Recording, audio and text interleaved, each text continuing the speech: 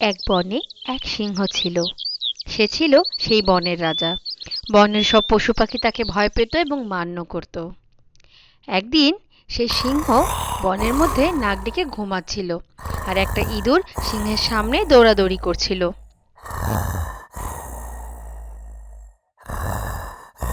এক পর্যায়ে ইঁদুরটি সিংহের গা বেয়ে একেবারে নাকের ডগায় গিয়ে নাচানাচি করতে লাগলো। এতে সিংহ বেজায় বিরক্ত হলো। সিংহ গর্জন করতেই ইঁদুরটি লাফ দিল, কিন্তু বেচারা ইঁদুরকে সিংহ খপ করে ধরে ফেলল। ভয়ে তো ইঁদুর প্রায় আধমরা অবস্থা।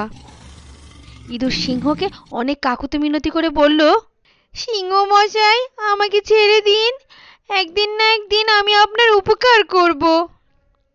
ইঁদুরের একথা শুনে সিংহ রাগের বদলে হো হো শব্দে বন কাঁপিয়ে হেসে উঠল। তোর মতো পুচকে ইঁদুর আমার কি উপকার করবে? যা, তোকে আজকে ছেড়ে দিলাম, আর কখনো আমাকে জ্বালাতন করবি না। সিংহের কবল থেকে ছাড়া পেয়ে ইঁদুর হাঁফ ছেড়ে বাঁচল। ইঁদুরটি দ্রুত স্থান ত্যাগ করলো। বন্ধুরা, তোমরা জানো কি অনেকদিন পর কি হয়েছিল? একদল শিকারী ওই বনে এসেছিল শিকার করতে। তারা শক্ত এক জালের ফাঁদ পেতে অপেক্ষা করছিল। যেই না সিংহটি ভুল করে ফাঁদে পা দিল, আর অমনি করে শক্ত জালে সিংহটি আটকা পড়ল। অনেক তর্জন গর্জন করতে লাগলো।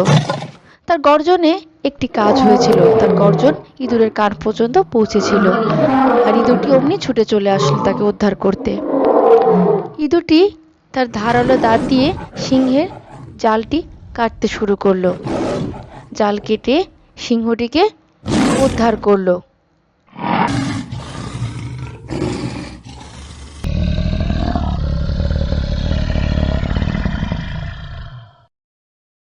তারপর সিংহটিকে বলল, মনে আছে আমাকে পুচকে বলে তুমি একদিন তুচ্ছ-তাচ্ছিল্য করেছিলে?